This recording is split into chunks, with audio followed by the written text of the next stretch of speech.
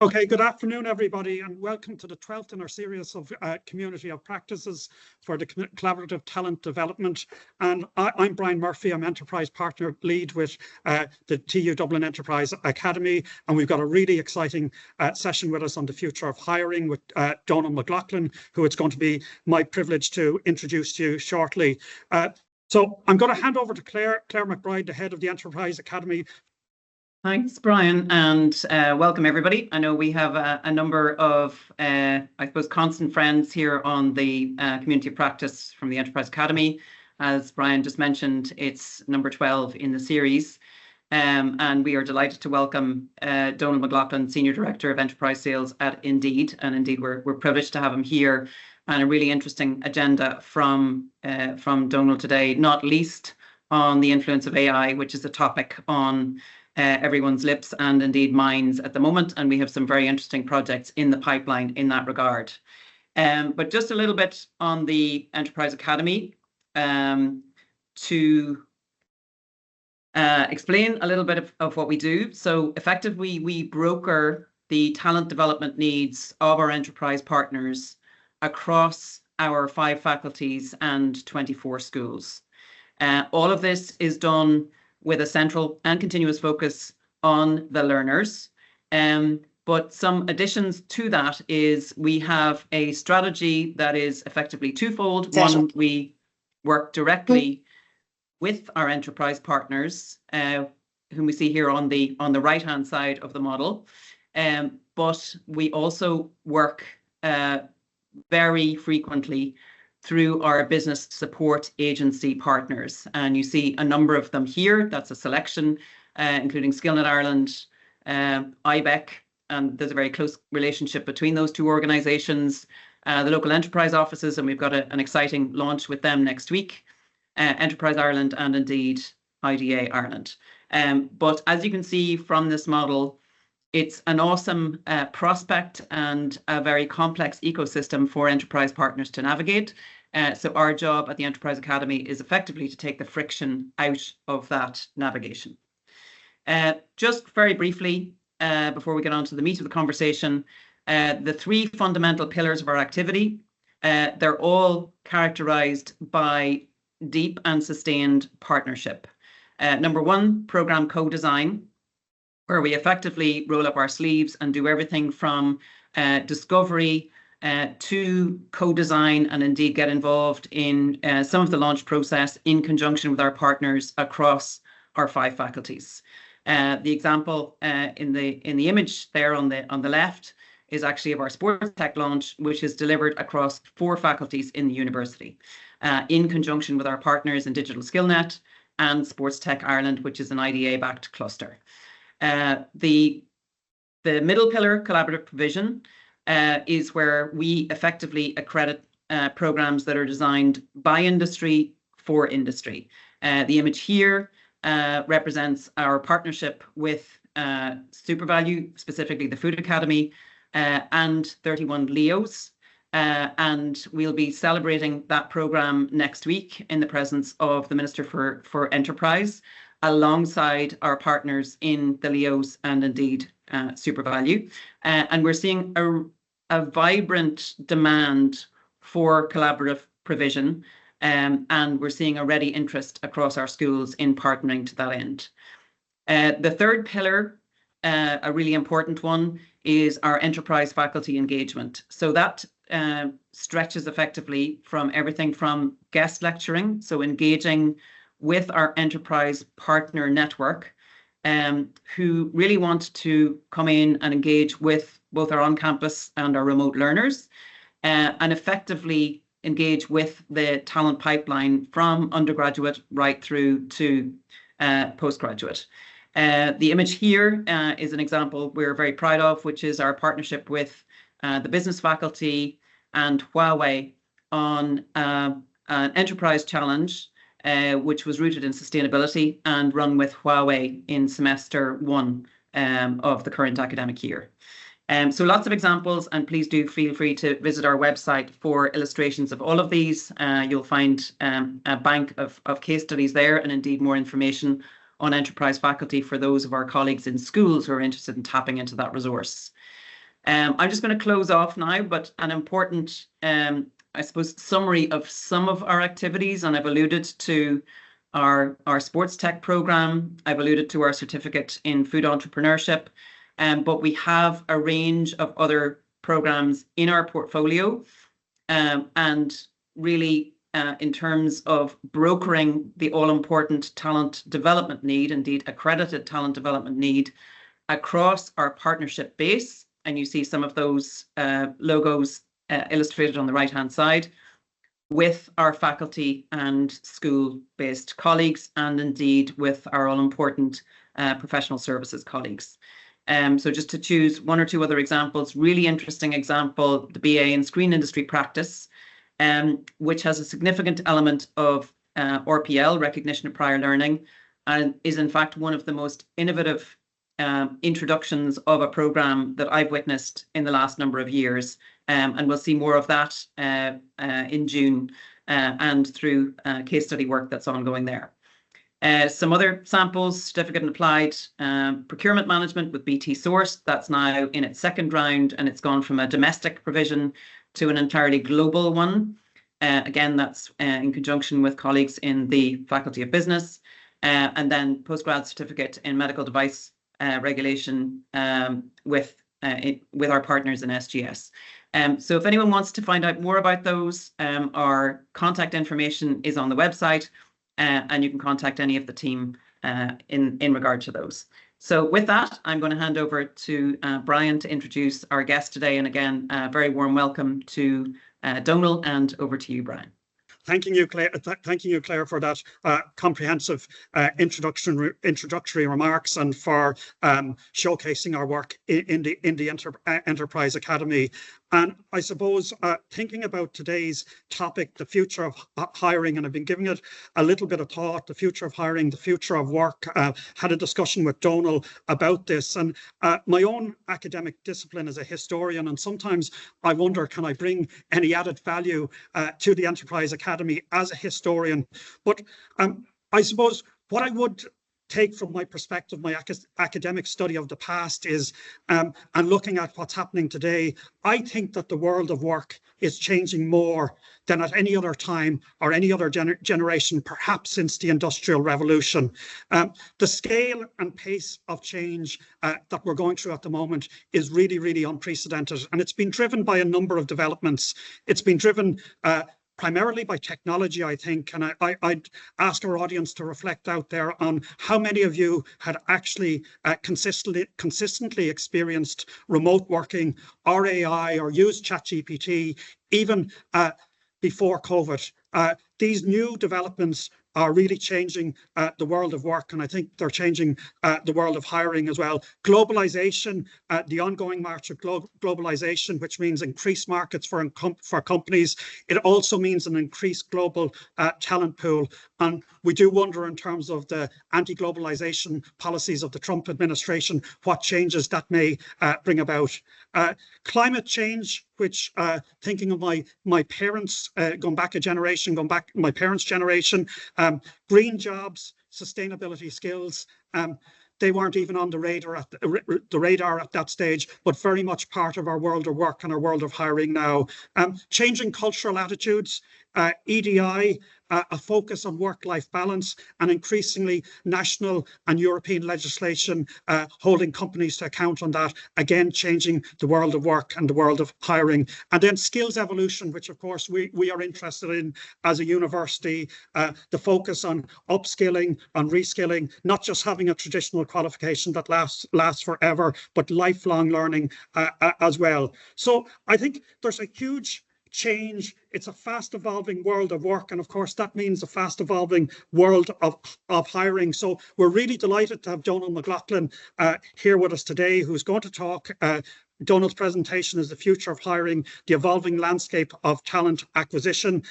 Donal is the Senior Director of Enterprise Sales at Indeed. And as you can see from the slide that Donal works, he helps, he advises some of the biggest companies on the planet, people like Amazon, Apple, IBM, BP, Tesco. He helps them attracting talent. But not only does Donal do that in terms of helping them attract talent, Donal also has expertise in terms of building building teams and producing strategies that help companies have ongoing success as well. So Donal, without further ado, I'm going to hand over to you. I believe you're in London today, but you are a Dubliner, am I right in saying that? I'm a Kildare man, Brian. You're a Kildare man, nearly. You're just over the border. Just over the border. And thank you very much. A really warm welcome from yourself, Brian, and Claire. And I think you actually summarized what I'll be talking about quite well. So Thanks, it's great that we're both aligned on that. Thank you for welcoming me to today's session. It's really good to be here with the Enterprise Academy and with everyone that joined. Appreciate everyone's time. If we move to the next slide.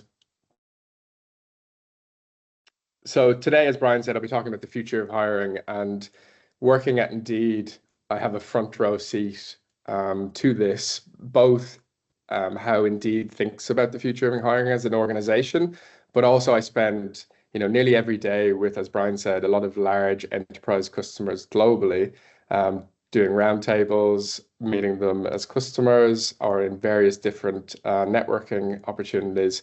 So I kind of have a nice helicopter view of what's happening in the industry. So today I'm going to focus a lot of my presentation around skill-based work and the impacts of AI, which is obviously, as Claire said, an incredibly hot topic. So the agenda for today, we have around 30 minutes and then Q&A. I'm going to just give a quick overview of Indeed for those of you who perhaps don't know too much about us or haven't heard about us. Then we'll be diving into the impact of AI in the workplace and how that's changing the world of work very rapidly. And then, I guess, in answer to the impact of AI, we'll be discussing the need for the adoption of skills-based hiring. And then I'll close out with just a little bit of insight into how Indeed thinks about AI agents and how we're supporting both the job seeker and employers to basically make hiring more frictionless, more equitable, and for people to be able to get jobs especially in the current climate. So I'll start with Indeed's mission.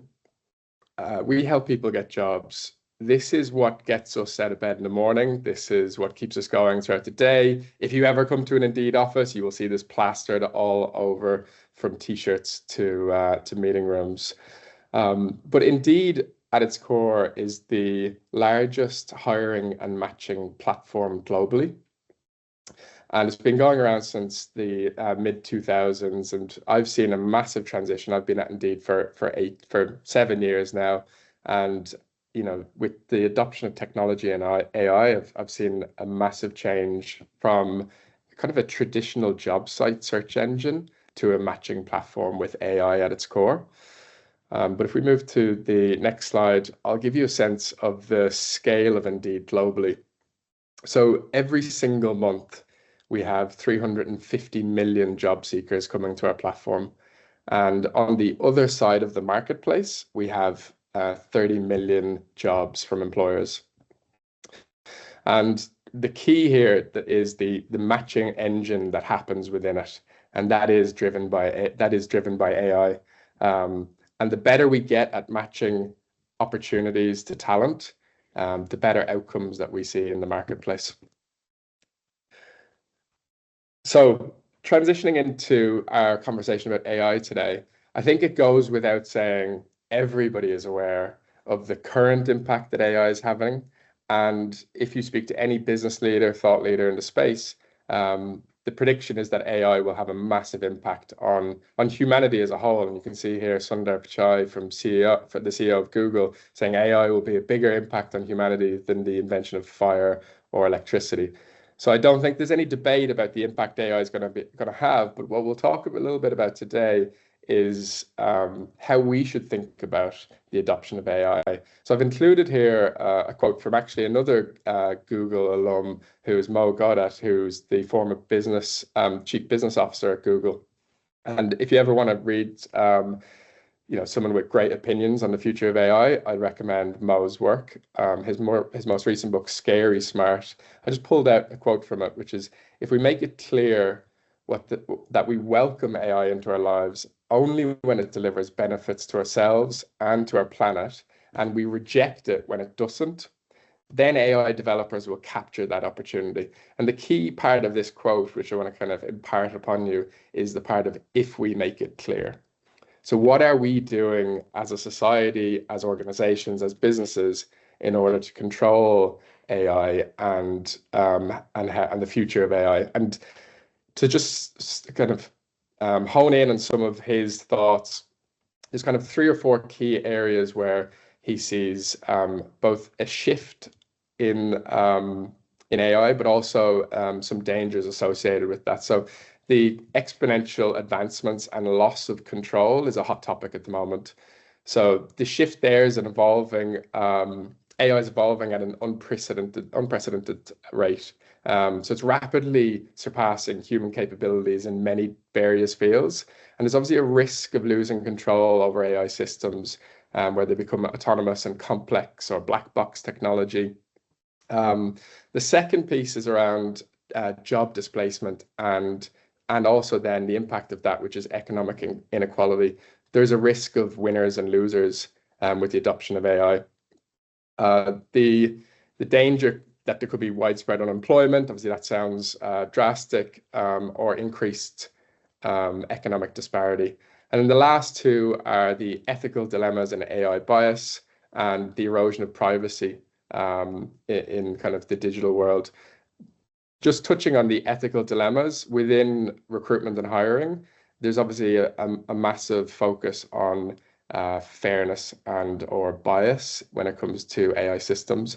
If they are trained using historical data where, say 90% of a specific team of engineers were male from a certain background, it has the propensity to pick up those biases in the system. So the industry as a whole is really aware of this. And, when I speak to heads of talent acquisition and hiring managers, it's good to hear there's a consensus that we don't want AI making final decisions. We only want them supporting, making us more efficient. So yes, so I guess I wanted to just get a sense. We've got 47 people on the call. I'd ask you to just jump into the chat quickly and answer this question. Are you excited or concerned about the rapid adoption of AI? I'll give it 1 minute and we'll get a sense of the audience's feeling.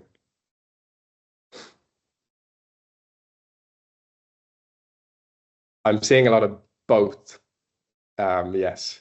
Okay, great. I think so the CEO of Indeed, when asked this question, basically answered yes, which is similar, both excited and concerned. So if we go to the next slide, we will, excited, Geraldine excited, great. I share your enthusiasm, Geraldine. So I wanted to talk briefly around this kind of flywheel of how economics plays a role in the society and in business. So economics obviously fuels technology. Economic growth provides resources for innovation, while recessions then also slow down investment in tech like AI.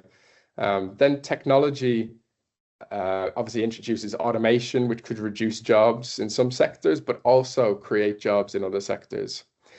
And then the key there is education, and we'll talk more in a bit around how we reskill the workforce. But an educated workforce and a workforce that has the skills for the future will drive better work, a better workforce. It will increase productivity and then in turn increase GDP. So it's important that we think about this flywheel and understand the impact of each section. And when we come on to GDP on the next slide, we do see that GDP, if it slows and if it increases, it affects the investment that goes into all technology, but obviously AI being the topic here. But often it can differ by sector. So we see certain sectors will be resilient regardless of GDP. And obviously, we've seen a small GDP decline in both Ireland and the UK. The US has been more resilient, but specific sectors will continue to invest regardless of GDP in places like security, in healthcare tech, logistics. These sectors are advancing. If we go to the next slide, please. But there obviously is job risk, and automation of certain job types is causing risk. So manufacturing, retail, admin, transport, and healthcare, we're seeing high amounts of automation within these sectors, and in turn, the International Labour Organization predicts that these jobs will also be at risk. I wanted to talk a little bit on the next slide around sentiment and culture. So Brian mentioned actually when he was introducing the call that different cultures will be impacted differently and adopt technology differently. So on the next slide, you'll see Indeed has done a global survey of all of our clients and job seeker base in partnership with YouGov, and it was around the people's sentiment around technology in the workplace. Are you optimistic or are you pessimistic? And interestingly, some of the key takeaways, you can see the cultural differences here. So India being very optimistic about the adoption of technology and AI in the workplace, and countries like the UK and Canada and France being far more pessimistic. So you can imagine India, it has a younger population entering the workforce, probably more digital savvy, and also over the last couple of years, technology has really boosted jobs in these markets. So they're really buoyant and positive about the adoption of technology, whereas perhaps more advanced economies are a bit more wary. And the UK is an example, productivity being a challenge, the workforce perhaps a little bit more pessimistic. And there are broader implications with the adoption of AI. So we see that across economic consequences and social consequences. The rise of AI may widen income inequality as it replaces lower wage jobs, and those with AI-related skills gain wage premiums. So you'll see people with the skills in the marketplace will have a net benefit, but there could be a larger population without. And obviously then the social consequences, so mental health concerns, community disruption for people that don't have jobs or are displaced by jobs. And indeed, over the last couple of years, we've been tracking work well-being. So if you go to the next slide, you'll see we have a work well-being score. And since the pandemic, work well-being has been declining. So today's workforce has not really rebounded from the pre-pandemic levels, and AI could go both ways. It actually has a positive impact on work well-being potentially, but also, as I said, at a kind of macro level, job displacement, not so much. If you go to the next slide, I'll give you an example of how AI can help in the workplace. So it's proven that AI can help with employee retention. So you can see some of these reports from McKinsey helping to re-engage dissatisfied workers, or Barto improving work-life balance and automating the tasks that honestly none of us want to do. All of those administrative tasks. In recruitment, we say that 14% of a recruiter's week is administrative tasks, and nobody really wants to be doing that. What we want as an industry is to have AI in partnership with recruiters. So for AI to take up a lot of the administrative burden, and for recruiters then to spend more time with candidates and give candidates a better candidate experience. I'm sure everyone on this call perhaps has had an experience where you've sent your CV to a company and you've never heard back. You can see how AI would minimize that from happening and help you basically better understand where you are in that process, and also leave more time for recruiters to be able to speak to you and actually engage as a person.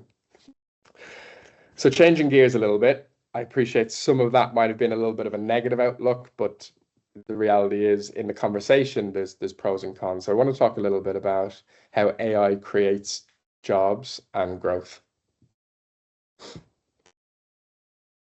So there's two reports are pulled through. So one is the PwC Global AI report, where they're expecting AI to contribute 15.7 trillion to the global economy by 2030, also with productivity gains of 6.6 trillion. And McKinsey saying AI-driven automation will increase global GDP by 1.2% over the next decade, every year over the next decade.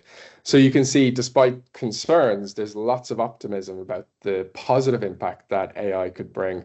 So it's really about how we think about collectively navigating the next couple of years. And it is important that we do think about it, both, as I'll get to, in terms of policy, in terms of education and skills in the marketplace. So we are seeing AI already creating jobs on Indeed, and this pyramid kind of shows you that at the top, which is the more typical role that you might imagine would be growing, so AI engineers, data scientists, these jobs, of course, are absolutely booming, but they're not.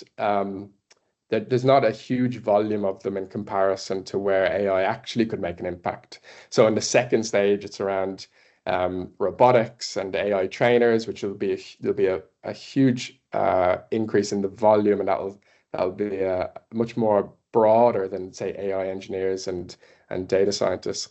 And then at the bottom of the period, you're seeing healthcare, finance, and retail. And this is where AI will change those industries, create far more businesses, and have a really broad reaching effect in terms of job creation. And we're also seeing emergence of new job categories, so jobs that never really existed before. And if you look at this, you might laugh. You might just think, actually, we've just put AI in front of every single job. That is common, because what we're thinking about is effectively building AI knowledge and competence into nearly every job that's happening. But we're seeing AI ethicists becoming a big thing. Obviously, at Indeed, we have a big team of responsible AI professionals in order to make sure that we're building the right type of AI for the future. But as you can see, AI urban planning, climate change analyst. So it will be folded into all of these jobs, and that's why, as I'll get on to, the important piece we look at is the skills of the future, because these jobs are certainly growing. And interestingly, when I think about the skills, so there's been a massive rise in need for specific skills, which are predominantly around creative thinking. They're around human skills that AI really struggles with. So, of course, technology will be adopted, but where we need, as people, where we need to pivot our skill set is towards creative thinking, analytical thinking, technological literacy, so actually how we interact with the technology, and basically use our industry domain expertise matched with these softer skills, or skills like critical thinking, and combine the two of them to adopt the new technology for the future. And indeed, we believe that better work leads to better lives. Everyone can think of an example where you've had a really bad job and a really good job, a really good manager, or you worked with really good systems, and how that makes you feel. If you've ever worked in a role that's that holds you back, or if you've been out of work, the impact that has in your life is incredible. And for us, this begins at hiring. Lots of organizations are, of course, thinking about reskilling and upskilling, but at Indeed, our angle is to support better hiring. And when we think about our mission, which is we help people get jobs, we're really talking about we help all people get jobs with an emphasis on the all. And that could be from the geographical limitations that some people have, being based not in major cities, to people with disabilities, neurodiversity. It's important that we build a future that allows everyone to engage in meaningful work. So indeed, we think of skills-based hiring as competency-based hiring. and the future is skills-based hiring. And when I speak to, I said at the start, when I speak to heads of TA of global organizations and when I do roundtables, the topic that comes up the most is skills-based hiring and how to transition to skills-based hiring. So on the next slide, I'll give you like a simple flywheel of how people are thinking about it. And the key is obviously initially to take a step back, not run into an initiative or a program, but to actually identify what are the organizational needs, what are the objectives you're trying to achieve. Then you need to define the future skills or current skills that are required, assess your current skills, and then analyze the skills gaps that you have. Identify what's causing that and what are the source of the gap that you have, develop an action plan, and implement and continuously evaluate. There are challenges with this, and this is what I'm hearing from the marketplace, is that things like identifying skills within your own organization are really hard. Companies like Udemy and some of the kind of online learning platforms that enterprises often invest in, you can get accredited on those platforms. But what I hear back from organizations is, how do you validate that accreditation is, strong enough for the role that they might need to progress into? Might be a crude kind of example, but you could give a scout a badge in archaeology, but it doesn't make them Indiana Jones. So a lot of organizations now are looking at how do we validate skills, and also, of course, how do we invest in people's future? As an example, Amazon spent 700 million on 100,000 employees, trying to upskill them into more technical roles. So organizations are really focused on this. And then, of course, it's not just down to organizations. It is really important that there's policy change and educational reform. So support for displaced workers is essential, alongside investment in education to integrate AI and digital literacy. So the Institute for Fiscal Studies shows that the UK living wage of £20,000 currently meets only 73% of the required standard of living of an individual person. So that is only, income inequality will only continue to divide. And it's really important that we adopt and we adapt and we change, both at a policy level and an education level and an organizational level. So I like this quote. It's more of a how we think about change and the attitude that we need. So from Socrates, it's the secret of change is to focus all of your energy not on fighting the old, but on building the new. And I think it was good to see when I asked, are you excited or are you concerned? A lot of people saying excited or both. I think, this is a freight train that is not stopping, and it's across every industry. But, in the world of work and hiring, we need to think about how we control, but also innovate and help people upskill. So I think it's a useful mindset to have. So on to the next slide. So you can see organizations are focused on this. So as I said, Coursera, Udemy, helping, I think they have 87 million people focus on upskilling, Amazon with 700 million, and AI is also helping small businesses. So this reskilling and this focus on skills-based hiring, as I said, is a key part of what I'm seeing in the industry right now. So the IPPR, which is the Institute of Public Policy Research, does scenario modeling for the impact of AI on jobs. And so just go on to the next slide, sorry. And this is their worst case scenario. So they've got best case, middle case, and worst case. Their worst case scenario is that over the next 5 years, 8 million UK jobs is at the risk of AI unless the government acts. And this doesn't have to happen. Technology is not, it is not guaranteed to have these impacts. It's not inevitable, but government, employers, and organizations do need to act and make, sorry, my throat. do need to act and make critical decisions now. And because I'm based in the UK, I'm actually less aware of what the Irish government is doing. Obviously, Europe has launched their AI policy, and the UK has done similar, but I think more action is needed. So I have a frog in my throat. And AI will be more integrated into workflows, with certain job roles being more affected. So you can see here how generative AI, the large language models like GPT and Claude, are already having an impact on roles like secretarial and administrative roles, customer service. There was a company called Klarna, the payments company.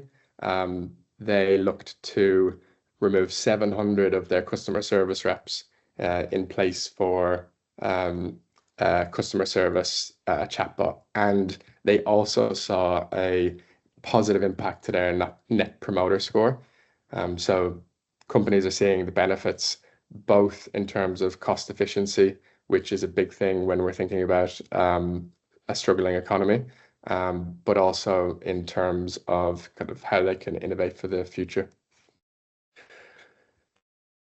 And as I said earlier, Indeed sees talent as universal, but opportunity not. So we as an organization, which I'll talk a little bit now, are focused on how we help everyone from every background access opportunity. And the reason it's really important, as I said before, is the widening inequality and decreasing, and we need to decrease AI democracy. So on the next slide, you'll see 3 key points, which is access to tools.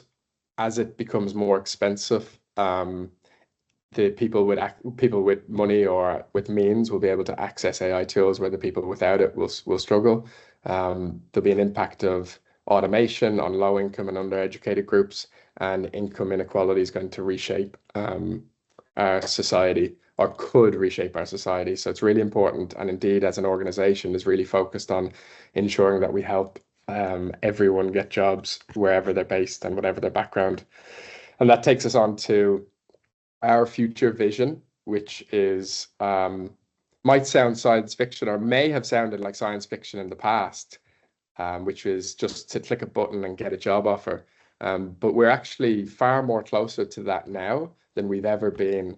And if we can help those people that are from disadvantaged backgrounds or from displaced roles or wherever it might be, access opportunity at this speed, I think it'll have a positive effect. And I'll talk a little bit before I close up on what we're looking at introducing, which is a personal talent agents for every worker, basically to support people through their job seeking journey. It can be quite a stressful period of time if you're out of work and you're applying to lots of roles. So to have something at your fingertips, which is empowering you to better understand maybe how you need to reshape your CV, or if you're a good fit for a organization or for the role, or if you need to get new skills, the personal agent will be there the whole way through your journey, helping every worker to get their next role. And we always say what's best for the job seeker is best for the employer. But on the employer side, so we focus a lot of our energy on the job seeker, helping the job seeker. It's the number one mission, but also it's important on the employer side to help employers hire more efficiently as well. And on the next slide, you'll see on the flip side of our marketplace, on the other side of our marketplace, we have an AI-powered talent scout.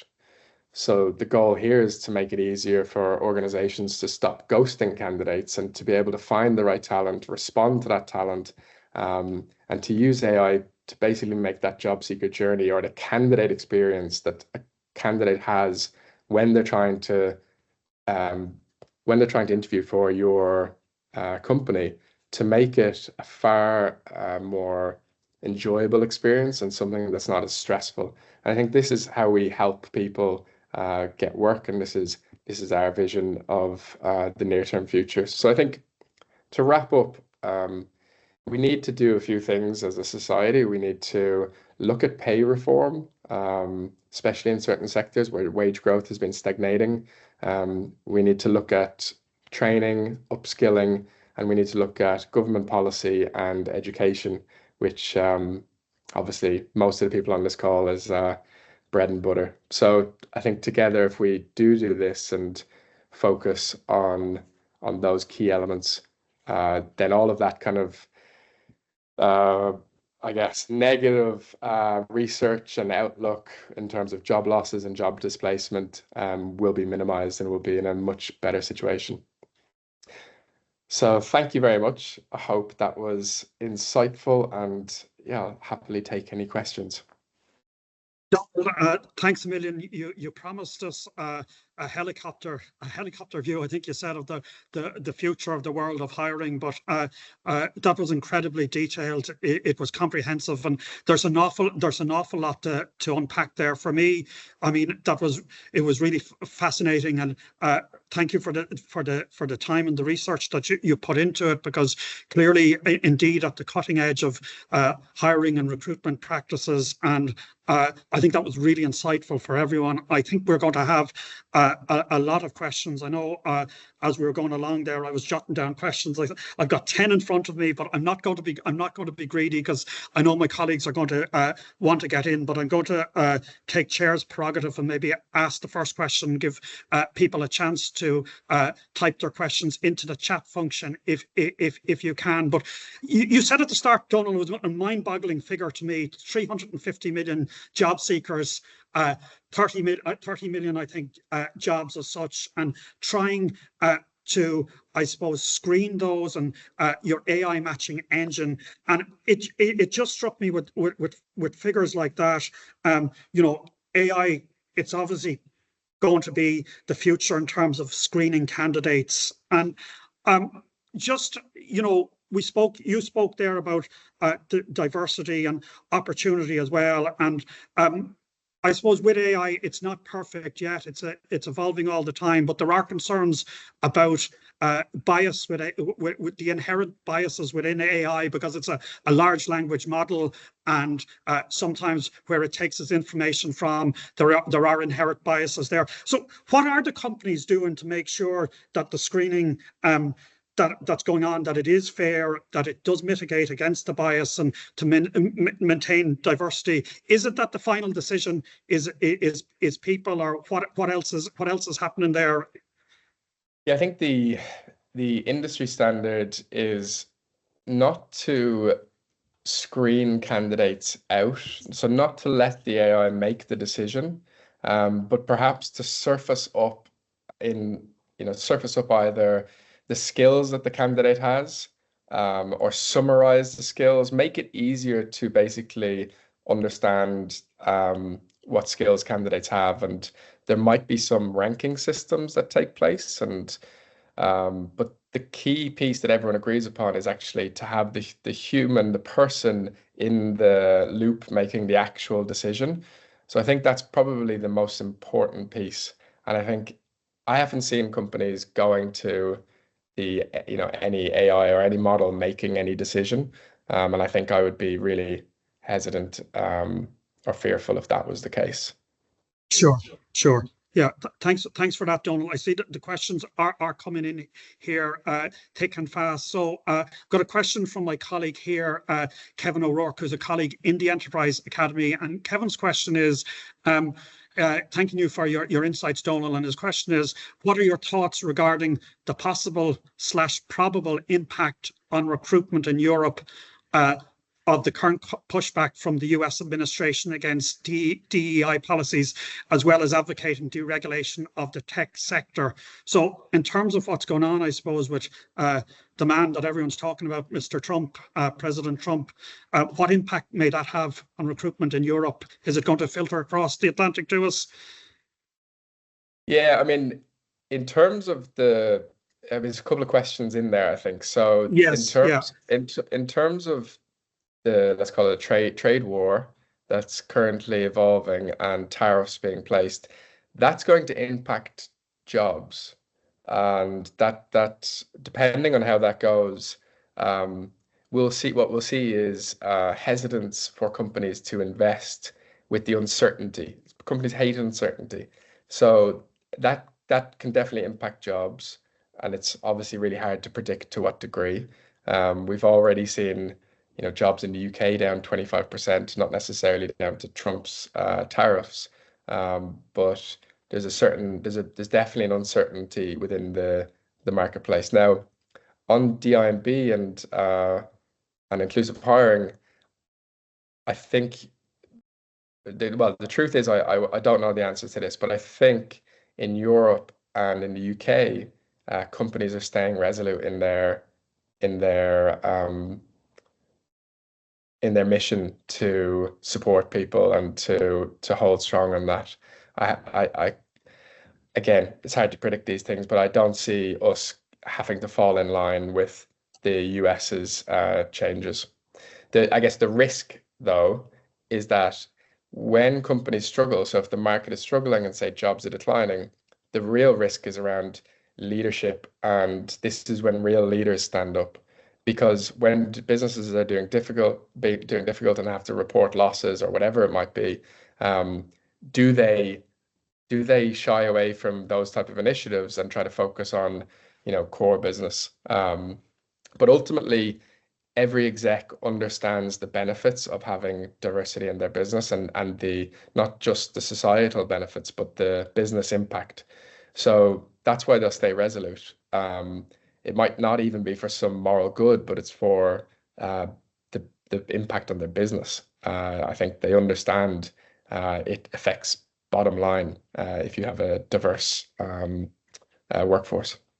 Sure, that makes sense. Another question here from our colleague Fiona Murray, who's in the School of Mathematics, and maybe again coming on the screening angle, but from a different angle than I was coming at. And Fiona asks, how do you discern between CVs, resumes, a proportion of which will have been generated by AI? Sorry, it's a while since I've done a CV myself, but I can imagine now a lot of the CVs you are getting, they're all written or gone through AI as such. How do you discern? Yeah, I mean, that's a great question. Technically, I don't know the answer to it. What I would say is there's mixed opinion on the increase of AI, AI generated CVs and what will the consequences of that be. To some degree, when you think about, some companies think about people using AI in their, to generate CVs and even to do interviews. So a lot of candidates are now, having a chat GPT in the background and actually answering questions, live using the answer that they've gotten from the large language model. And some companies think, well, actually, that type of innovative thinking is the type of person we'd like to have in our organization. And then other companies in more regulated environments are like, there is no way we can have that in our organization. So technically, discerning from the CV, I don't know the answer to that. I can go away and ask my tech team, but from eyeballing it, sometimes you can tell. Sure. I think sometimes as academics we're eyeballing students' essays as well to see have they been generated by AI. A question here from Claire McBride, who you met at the start, and Claire's talking about key skills gaps, and she's asking which ones in terms of skills gaps would Donal advocate we focus on in terms of upskilling, and where is Indeed seeing a dearth of talent in seeking to meet clients' demands? Yes, so I think the two things are technical literacy and kind of strategic thinking, critical thinking. So of course you have to keep up with the technology advancements, or there's a kind of a famous, probably well-used term now, which is AI won't replace your job, but someone that can use AI will. Maybe overused, but certainly we do need to help our workforce keep up with the new advancements, and that's really difficult because it's changing every single week. And then the second piece is around those core skills of critical thinking. I mean, that's what's going to be even more important in the future. And then to this kind of third part of that question, which is where are we seeing roles being our skill gaps. There's niche skill gaps in certain technology, certain languages that companies are using, but then there's also massive skills gaps in more traditional areas like social care, and that's talent gaps, less than skills gaps, I guess. But with an aging workforce and everyone wanting to work in these more innovative industries, because that's what we're telling everyone, we see roles like driving and roles like care. We see nursing. These are where we're actually seeing significant skills gaps right now. Okay, fantastic, Donal. I've one more question. There's a few more there, but we're running short of time. I do have to take this one because it's from Nora Cusson, who put me in touch with you. So I can't not ask Nora's question, and just to acknowledge all the help that Nora has given the Enterprise Academy and given me indeed as well in terms of advice and everything else. But Nora's question is a practical question from Nora. Postgraduate students often ask her how they can compete or stand out in the global recruitment market, and she's asking you, do you have any tips for graduates to help them stand out in online recruitment? Yeah, really good question. My advice is to not spray and pray, not to be not thinking about the organization that you want to work for, and be very specific when you're applying for a role. You really need to think about what that organization is looking for. Make sure that you don't have one single CV that is been given to every single job opportunity, which is obviously a lot more work, but you need to think about how you're positioning yourself for that specific opportunity. And then I guess outside of kind of the digital job search world, networking is still one of the best ways in terms of making sure that you have a broader network when you come out of university is really important, because it can't just be about you can't leave it just to digital search. I think it's really important that you build up a network, people are aware of you, go to company events. All of these things are really useful outside of just job search. But for job search, I would say tailoring everything you do to the opportunity you have to stand out, and go further, go try to connect with the leaders within that business. You have to stand out, you have to be more proactive. Yeah, I think that's great. I think that's great advice for anyone who is listening to this, in terms of if our graduates do log on to this, because I think particularly having that personal network, that human network as well. Technology is great, but you can't beat that human interaction and where it can lead you as well. So Donal, I'm just going to thank you again for it was absolutely fascinating. There's a lot of comments coming in just thanking you as well on the chat as well. Lots and lots of questions. We'll probably try and twist your arm to come back at some stage as well. Just to say to our wider audience, we have another community of practice on Wednesday the 30th of April, as always, the last Wednesday of the month. We're going to be focusing on the theme of leadership and enterprise, and we'll have more details on that very soon. We also have a future talent forum on the 17th of June, which is a Tuesday. So we're starting to prepare for that as well. So I did say we get everyone out for 5 to 3, but I'll just hand people back to Claire for a final word. But Donal, a pleasure, and thanks again. Thank you, Brian, and thanks everyone for joining. Cheers, Donal. Thanks, Brian, and again, thank you, Donal, for a really excellent session. And I think the Q&A served our attendee base really well in terms of your pointed, evidence-based, experience-based response. So with that, our aim is to get everybody back to their own busy schedules. So thanks indeed to Brian for hosting today, to Mary for doing all of the preparation and making sure that we had such a great turnout. Indeed, thanks again to Nora Cusson. I'll echo Brian's thanks there, and indeed for securing Donal's time today. Truly a valuable session for us all, and we look forward to seeing you again on Wednesday, the 30th of April, same time next month. The last Wednesday of the month, as you know, is our COP date. So we'll close there, and we'll see you all hopefully next month.